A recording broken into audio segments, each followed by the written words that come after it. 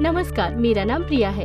हमारे घर हमेशा से चक्की आटा ही आता है, पर कभी कभी हमें इस आटे में सफाई की कमी, जैसे कभी मोटी तो कभी बारीक पिसाई और कभी कभी कंकड़ की शिकायतें जैसी दिक्कतें आती हैं। पर मुझे चक्की आटे के अलावा किसी दूसरे ब्रांडेड आटे पर भरोसा ही नहीं है, क्योंकि मुझे ऐसा लगता है ब्रांडेड आटे में मैदा मिला होता है। इसीलिए आज मुझे कारगिल ने अपने प्लांट में इनवाइट किया है, ये बताने के लिए कि उनका नेचर फ्रेश चक्की आटा हमारे चक्की आटे से किसी भी तरह कम नहीं है। तो आइए देखते हैं।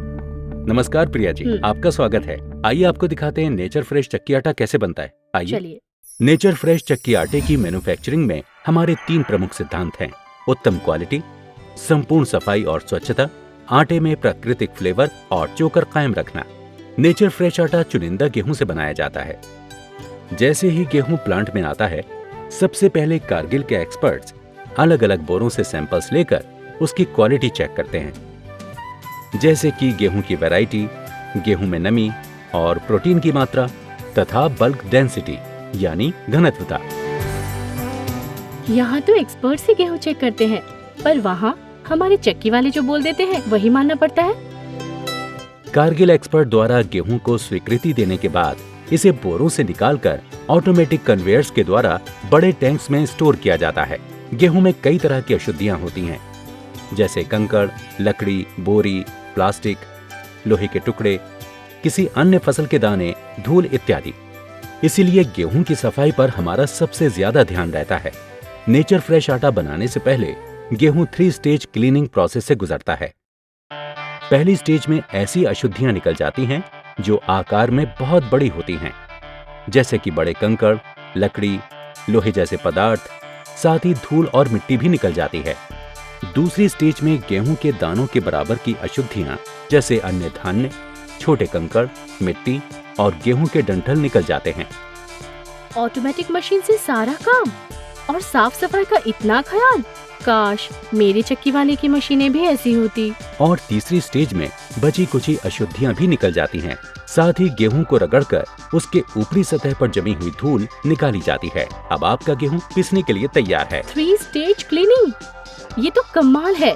मुझे नहीं लगता कि मेरा चक्की वाला गेहूं की इतनी सफाई करता है।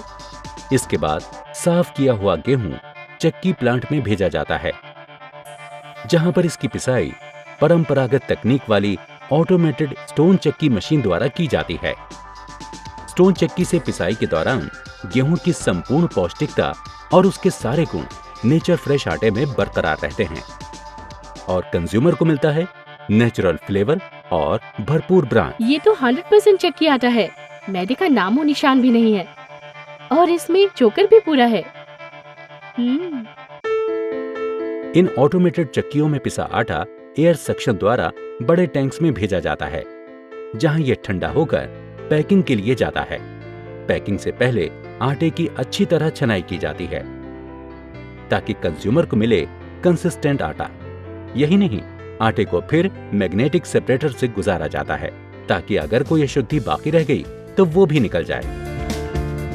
नेचर फ्रेश आटे को ऑटोमेटिक मशीन द्वारा पैक किया जाता है।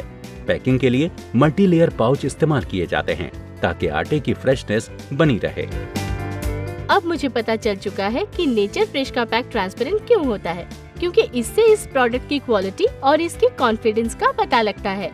अब मुझे पूरा यकीन हो चुका है कि नेचर फ्रेश चक्की आटा मेरे चक्की आटे से हर हाल में बेहतर है, क्योंकि यहाँ सारी मशीनें ऑटोमेटिक है और साफ सफाई का पूरा ख्याल रखा जाता है।